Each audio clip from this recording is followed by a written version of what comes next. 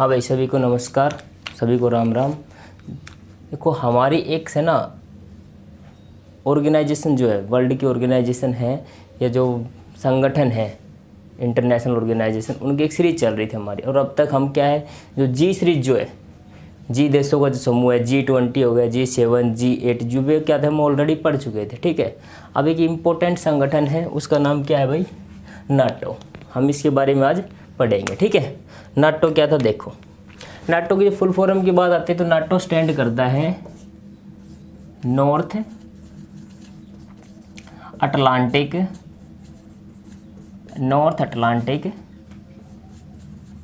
Treaty organisation. समझ गए होगे आप। ट्रीटी क्या होती है भाई, संधि होती है। जब भी किन्हीं दो देशों के बीच में कोई समझौता साइन, उसको हम क्या कहते हैं, संधि। या कोई ग्रुप ऑफ कंट्री जब भी किसी समझौते पर हस्ताक्षर करते हो, क्या कहलाती है भाई, संधि कहलाती है। ठीक है, साइन सील एंड डन। इसका क्या नाम है, नॉर्थ अटलांटिक ट्रीटी ऑर्गेनाइजेशन, या हम इसे हिंदी में क्या कह सकते हैं, उत्तर अटलांटिक संधि संगठन। देखो क्या था, अब ये बना कैसे, अपने को तो हर चीज़ में क्या है भाई, कारण देखना है कि किस वजह से ये अस्तित्व में है। देखो 1939 से लेके 1945 तक क्या चला हमारे पूरे विश्व में, सेकेंड वर्ल्ड वॉर चला। ठीक है, दूसरे विश्व युद्ध के बाद क्या हुआ कि जो पूरा का पूरा वर्ल्ड है, पूरा का पूरा जो विश्व है, वो दो मेन पावर में बट गया। ठीक है, कौन कौन सी वो दो पावर थी, एक थी रशिया, जिसे क्या बोला जाता था, USSR, सोवियत संघ रूस। और दूसरा कौन था भाई, USA, इसे हम क्या बोलते हैं भाई, अमेरिका, या संयुक्त राज्य America, United state of America. ये दो देश थे। ठीक है, एक देश मानता था साम्यवाद को। अगर रूस में आज ही पूछा जाए तो कौन सी क्या चल रहा है, तो साम्यवाद है। हमारे देश में क्या है भाई, लोकतंत्र। हमारा देश एक लोकतांत्रिक देश है। ऐसे अमेरिका में क्या था भाई, कैपिटलाइजेशन और डेमोक्रेटिक दोनों थे। लोकतांत्रिक भी था, कैपिटलाइजेशन, मतलब पूंजीवादी अर्थव्यवस्था को मानता था। ये क्या मानता था भाई, साम्यवादी को। तो ये सोचते थे कि हम अपने हिसाब से देश को, पूरे विश्व को चलाएं। ठीक है, इसी संघर्ष में क्या होता है कि USSR होता है, रशिया जो होता है, ये 1945 का वॉर ख़त्म होने के बाद, ठीक है, मैंने बताया था जो जर्मनी जो है उसकी राजधानी क्या है, बर्लिन। ठीक है, तो ये क्या करता है, बर्लिन जो शहर है ना, उसकी 1948 में क्या कर देता है भाई, बर्लिन की घेराबंदी कर देता है। मतलब क्या होता है भाई, कौन कर देता है, रशिया पूरे बर्लिन को चारों तरफ से क्या कर लेता है भाई, घेर लेता है। ठीक है, अब घेर लिया उसने, उसके बाद क्या होता है, ये भाई जो पूरे यूरोप महाद्वीप है, यूरोप महाद्वीप में और जो देश, उनमें क्या हो जाता है, एकदम से थोड़ा सा अनकंफर्टेबल फील करने लग जाते हैं। वो ये सोचना भाई हमारे पे भी आक्रमण कर सकता है ये। तो क्या करते हैं भाई, वे 5 देश जो है ना यूरोप महाद्वीप के, उनका नाम जैसे कि मान लो UK हो गया, ठीक है, नीदरलैंड हो गया, UK हो गया, नीदरलैंड हो गया, उसके बाद बेल्जियम हो गया, लैक्जमबर्ग हो गया, और एक जो यूरोप महाद्वीप सबसे बड़ा देश है, फ्रांस। ठीक है, ये क्या होते हैं, उसमें शामिल होते हैं। ये एक संगठन बना लेते हैं कि भाई अगर हमारे ऊपर किसी प्रकार का आक्रमण होता है, मान लो बेल्जियम पे कोई देश आक्रमण कर दे, ठीक है, तो क्या होगा, बेल्जियम पर आक्रमण कर दे तो ये चारों देश उसको सपोर्ट करेंगे।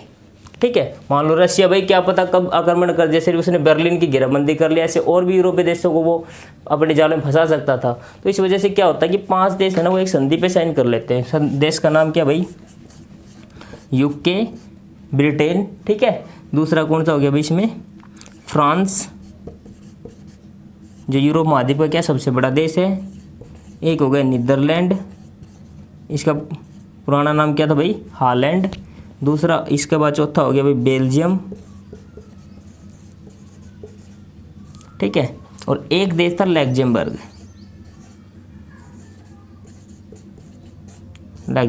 ठीक है, ये 5 देश क्या करते हैं, मार्च 1948 में जब ये घेराबंदी करता है ना भाई इसमें, उसके बाद ये करते हैं भाई मार्च 1948 में अपना एक संगठन बुला लेते हैं और एक संधि पर हस्ताक्षर कर लेते हैं कि अगर हमारे में से किसी एक पर आक्रमण होता है तो हम क्या मानेंगे भाई ये कि हमारे पूरे के पूरे संगठन पर आक्रमण हो गया। ठीक है, मान लो कोई देश नीदरलैंड पे आक्रमण कर देता है, रशिया आता है नीदरलैंड अटैक कर देता है, तो ये चारों देश क्या होंगे, उसको सपोर्ट करेंगे। समझ गए? ठीक है, ऐसे संगठन बुला लेते हैं। जैसे कि मान लो अभी रशिया था भाई, ये पावरफुल था, ये क्या था, बर्लिन की घेराबंदी कर ली। ठीक है, तो ये क्या करता है भाई, जैसे ही घेराबंदी करता है तो वो क्या हो जाता है कि पूर्वी और पश्चिमी जर्मनी अलग अलग हो जाते हैं। ठीक है, जर्मनी का अलग अलग पार्ट बन जाते हैं। एक जो होता है वो क्या होता है भाई, साम्यवाद को मानने लग जाता है, और दूसरा क्या होता है, कैपिटलाइजेशन। वो किस लिए, क्योंकि जब इसकी घेराबंदी करता है ना तो बीच में कौन आ जाता है, जब ये संगठन बन जाता है, ये 5 संगठन बनता है कि भाई मान लो अगर इसमें आक्रमण होता है तो कौन आएगा भाई, ये एक पे आक्रमण होता है सारे देश साथ आ जाएंगे। तो यहाँ पर क्या होता है कि यूएसए है ना, यूएसए वो किन की सपोर्ट में आ जाता है, जो ये यूरोपियन कंट्री है, यूरोपियन कंट्री जो है ना उनकी सपोर्ट में आ जाता है। ठीक है, और यूरोपियन कंट्री के सपोर्ट में आके वो क्या करता है, वो इस संगठन की स्थापना करता है। किस संगठन की भाई, नाटो, जिसको क्या किया गया, नाटो। अब मैं बता देता हूँ धीरे धीरे करके कैसे चलता है। देखो 1946 में अटैक कौन करता है, रूस। किस पे करता है भाई, जर्मनी के बर्लिन शहर पे। रूस को क्या कर लेता है, अपने कब्जे में ले लेता है। तो उसके बाद क्या होता है भाई, यूएसए जो है वो एक संगठन बनाने की तैयारी में लग जाता है। ठीक है, तो यूएसए है ना 1949 में, डेट होती 4 अप्रैल 1949। यूएसए जाता है कहाँ पर भाई, यूएन में। कहाँ पर जाता है, यूएन में, यूनाइटेड नेशन में। आपको पता है यूनाइटेड नेशन में से ही सब प्रस्ताव पारित होते हैं। यूनाइटेड नेशन ही मैंने आपको बताया था, जी जो कंट्री है वो क्या है, गैर संवैधानिक संगठन है और उनका ना ही कोई क्या है, मुख्यालय है। और यूएन जो है वो संवैधानिक संगठन है, इसका अलग से संविधान है। ठीक है, और इसका मुख्यालय कहाँ पर है, मैनहट्टन द्वीप, न्यूयॉर्क में।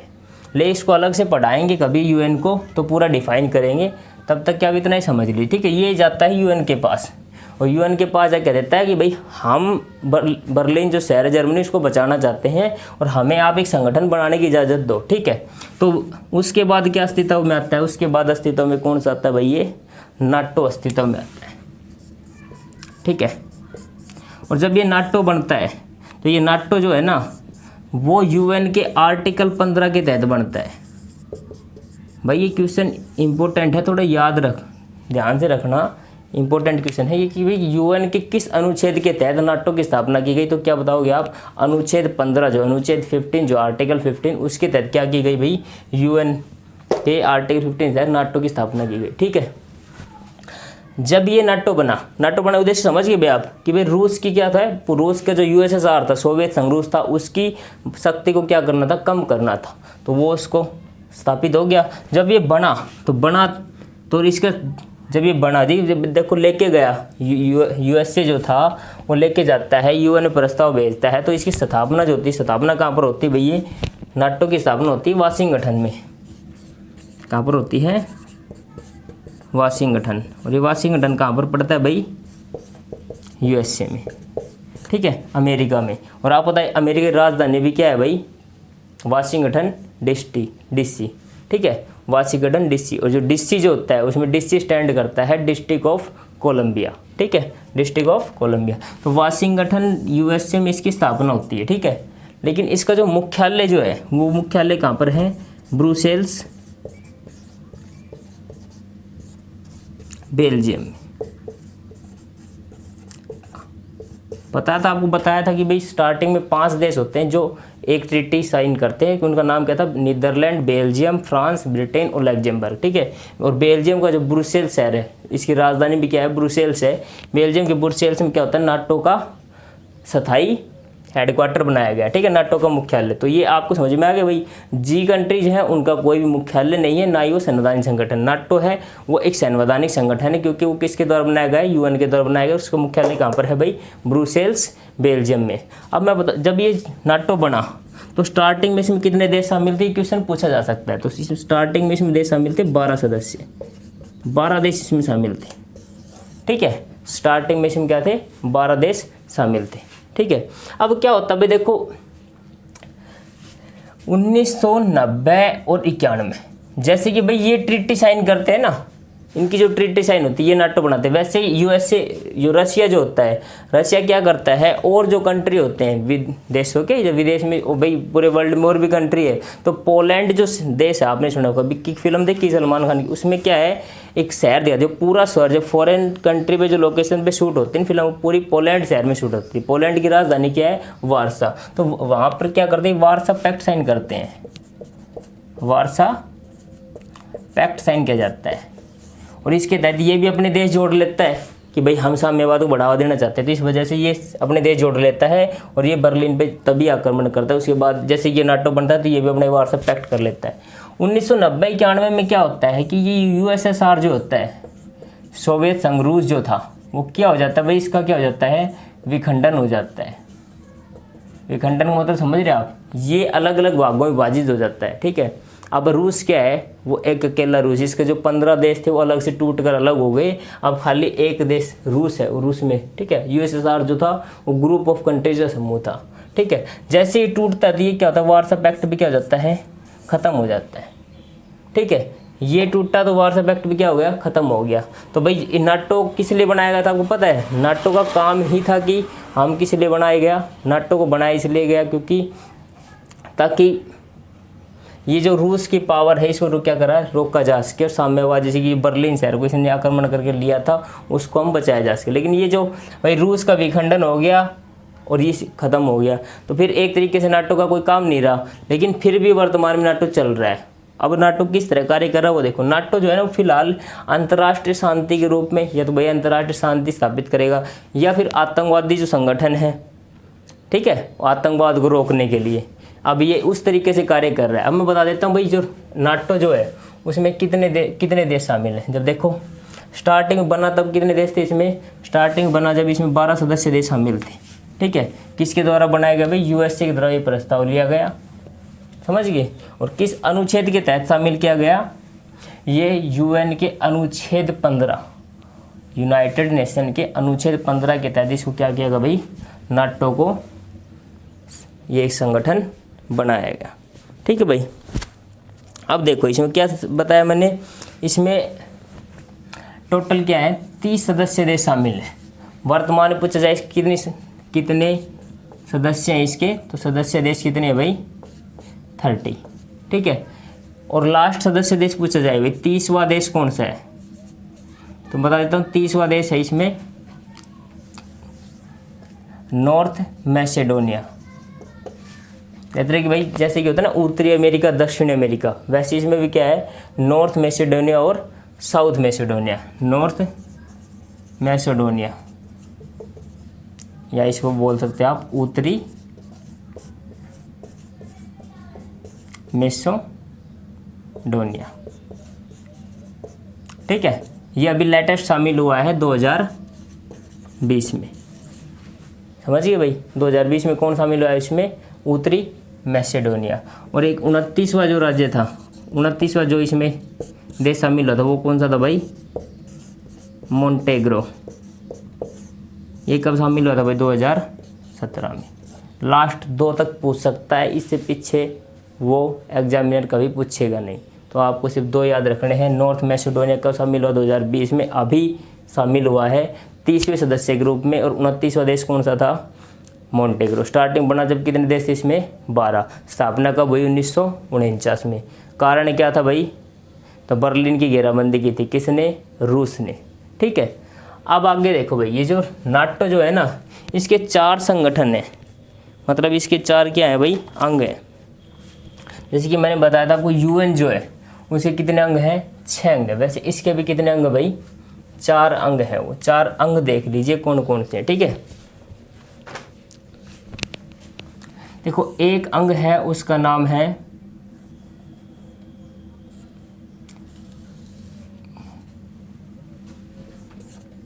पहला जो है उसका नाम है परिषद। ठीक है, इसका जो सेकंड अंग है उसका नाम है उप परिषद। ठीक है, पहला अंक किस क्या नाम उसका, परिषद। दूसरा कौन सा है भाई, उप परिषद। तीसरा अंक कौन सा आएगा, प्रतिरक्षा समिति, प्रतिरक्षा समिति। और चौथा अंक जो लास्ट अंक है वो कौन सा है इसमें, सैनिक समिति, सैन्य समिति भी कह सकते हो। ठीक है, अब सैन्य समिति या सैनिक समिति इसमें ये है। ठीक है, अब देखो भाई क्या है, देखो मैंने इतना बता दिया आपको। अब देखो नाटो जो है ना, नाटो में जो भी देश है वो क्या है भाई, किस लिए बनाई गई थी, मिलिट्री पावर के लिए बनाए गए थे भाई। मिलिट्री जिनके पास मिलिट्री है उनका यूज किया जा सके, तो युद्ध याद वगैरह हो जाए तो उसके लिए यूज किया जा सके। ठीक है, अब आपको पता है नाटो की टैगलाइन क्या होती है। नाटो का एक सीधा सा अर्थ ये है कि नाटो में जितने सदस्य देश शामिल है ना, उनका सिर्फ एक ये थॉट है कि ये मान लीजिए आप, अगर नाटो के आप किसी भी एक देश पर आक्रमण कर देते हो, मान लो ABCD 4 देश हैं, अगर किसी भी देश पर A पर आपने उंगली भी उठाई तो तीनों देश क्या करेंगे, आप पर आक्रमण करेंगे। नाटो में 30 देश जो है, अगर मान लो एक भी देश पे आक्रमण हो जाता है तो मतलब क्या होता है कि पूरे के पूरे नाटो संगठन पे हमला माना जाता है। मतलब एक देश पर अगर आक्रमण हुआ तो पूरे नाटो पर आक्रमण माना जाएगा और पूरे 29 देश हैं वो क्या करेंगे, उसको इनडायरेक्ट सपोर्ट करेंगे। ठीक है, ये बात याद रखना। ठीक है, बता दिया आपको।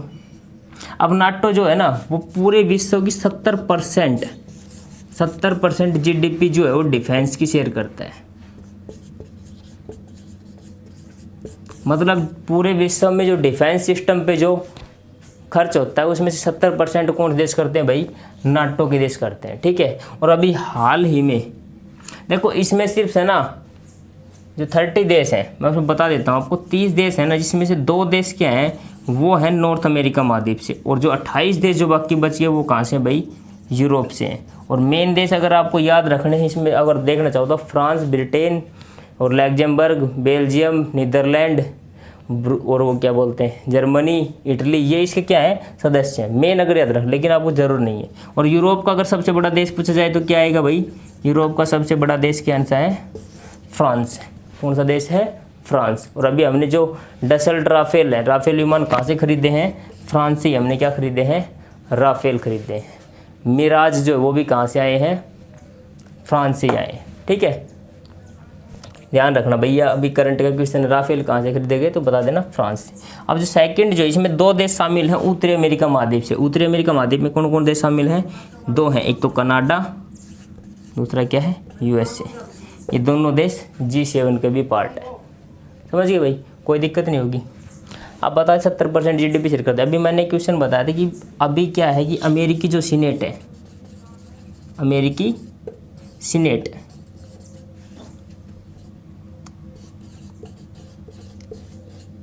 उसने एक प्रस्ताव पारित किया है। उस प्रस्ताव पारित करने क्या है, वो ये कह रहे हैं कि भाई हम इसमें क्या करेंगे। अभी क्या बताया था मैंने आपको, ये एक आतंकवादी विरोधी संगठन, मतलब आतंकवाद रोकने के लिए या पूरे विश्व में शांति स्थापित करने के कार्य कर रहा है ये फिलहाल में नाटो। तो वो कर रहे हैं किसको भाई, अभी हाल ही में अमेरिकी सीनेट प्रस्ताव पारित किया है कि हम इसमें क्या शामिल कर रहे हैं, इंडिया को शामिल कर रहे हैं, भारत को इसमें शामिल करने का प्रस्ताव साइन किया जा चुका हाल ही में। वो कहते हैं साइन, सील एंड डन। तो वो काम किया जा चुका, भारत इसमें शामिल हो जाएगा। शायद 21 वाले सम्मेलन में 2020 में बात हो चुकी है।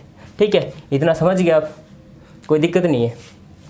ठीक है भाई, अब देखो भाई इसमें जब मैंने बताया भाई ये इसमें सैन्य शक्ति जो होती है ना वो देश शामिल है। मान लो जिनके पास क्या है भाई, मिलिट्री पावर वगैरह है।